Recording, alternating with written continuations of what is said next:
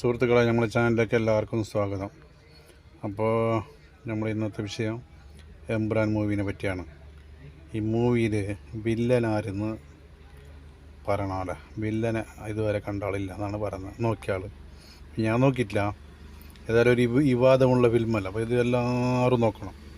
നോക്കി വിജയിച്ച് കഴിഞ്ഞ് 100% വിജയിച്ച് കഴിഞ്ഞ് എന്നാലും നമ്മൾ എല്ലാവരും ഒന്ന് സപ്പോർട്ടാക്കണം.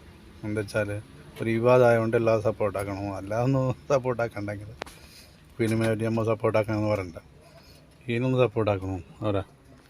അപ്പോൾ ഇതിൻ്റെ ഇത് നിങ്ങൾക്കൊന്ന് അറിയുന്നെങ്കിൽ നിങ്ങൾ പറയണം അവരെ. ഒന്ന് കമൻ്റ് ആക്കിയാൽ മതി.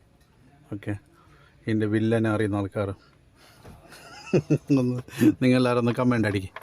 ഓക്കെ, അപ്പോൾ നിങ്ങൾ കണ്ട ആൾ എൻ്റെ അഭിപ്രായമെല്ലാം ഒന്ന് കമൻ്റായിട്ട് ഇടണം. ഈ മൂവി കണ്ട ആൾക്കാർ, കാണാത്ത ആൾക്കാർ എല്ലാം പോയി കാണണം. നമുക്കാണ് 2 ദിവസം കഴിഞ്ഞെങ്കിൽ മൂവി കാണണം. നല്ല മോഹൻലാലിൻ്റെ അടിപൊളി പടം. നമ്മൾ ചെക്കനുണ്ട്, പൃഥ്വിരാജുണ്ട്. അപ്പോൾ അതുകൊണ്ട് എങ്ങനെയും കാണണം. അപ്പോൾ ഈ പടം വിജയിച്ച് കഴിഞ്ഞ് പിന്നെ വിജയിക്കാനൊന്നുമില്ല. വിജയിച്ച് കഴിഞ്ഞ് 100% വിജയിച്ച് കഴിഞ്ഞതാണ്. അപ്പോൾ ഇത് ഏതൊരു ഫിലിമിനും അങ്ങനെ ഒരു വിവാദമാകുമ്പോഴാണ് എത്രയും പെട്ടെന്ന് അത് വിജയിക്കുന്നത്. അപ്പോൾ അവർ വിവാദമാക്കിക്കൊണ്ട് ഇത് വിജയിക്കാൻ പറ്റും. അല്ലെങ്കിൽ ഇത്ര ഒന്നും ആവില്ലായിരുന്നു.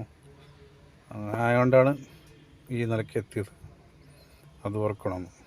പിന്നെ ആരും ഫാൻസ് അങ്ങനെ ഇങ്ങനെയൊന്നും പറഞ്ഞിട്ട് ഇതൊന്നും ആക്കേണ്ട ആവശ്യമില്ല.